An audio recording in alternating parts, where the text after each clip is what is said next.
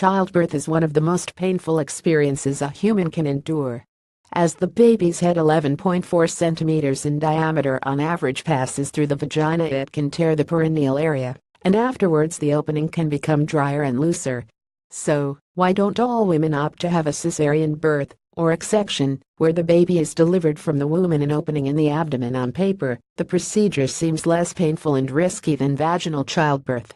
Alice Jones, a 32-year-old civil servant from South Wales and a member of the pregnancy resource Emma's Diary, gave birth to her 5-month-old son via exsection. As a petite size 6 standing at 4 feet 10, she was nervous about the prospect of giving birth vaginally. "I had a lot of anxiety about childbirth in general as a first-time mom, and read so much information about sections," she tells The Independent. When scans showed that her baby was in a breech position, where they are positioned feet first, she was booked in for a section at 41 weeks.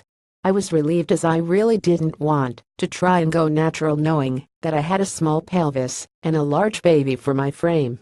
I didn't want a traumatic birth, and it gave me terrible anxiety at the thought of it." Alice Jones was anxious about childbirth. "Because of her small frame, I would definitely have another section," adds Jones.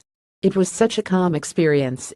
I could organize and prepare myself beforehand and knew exactly what was happening. The staff were amazing, and although it was painful at first, it was a quick recovery. I avoided possible complications, and I'm so pleased to be able to say I had a lovely birthing experience.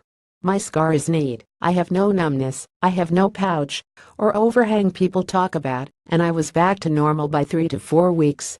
Nevertheless, Jones says that she wouldn't recommend all women to have sections.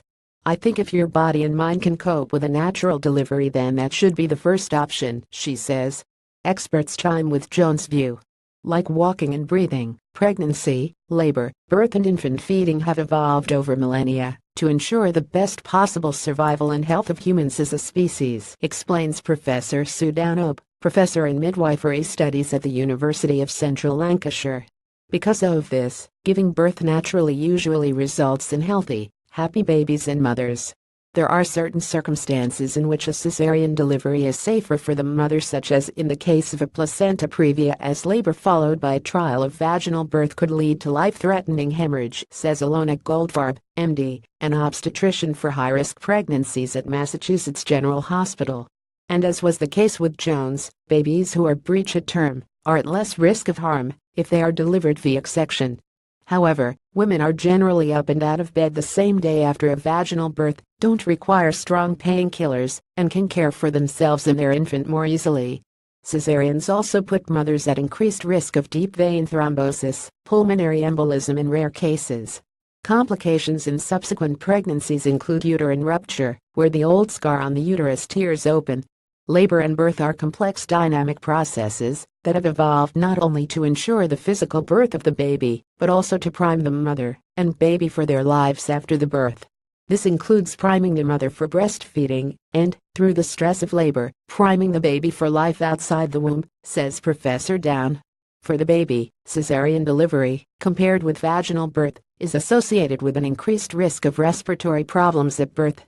Claire Gibson, a 33-year-old child development officer based in Glasgow, suffered accidental nerve damage following her exsection and says she would have preferred a natural birth. "I went through 7 hours of labor and got to 9 centimeters dilated when the baby's heart rate dropped. They took a scrape from his head to determine his stress levels, and he was in distress, so I had to have an emergency exsection.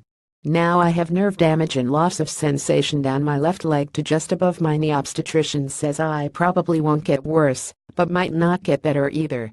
"I think you should only get sections if it is necessary. I don't think I would ever elect to have one now I've been through it," she says. But for women like Jones, sections are a welcome, and sometimes life-saving, option.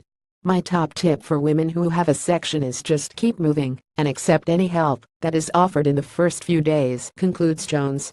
"And remember, just because you had a section does not mean you failed or took the easy way out."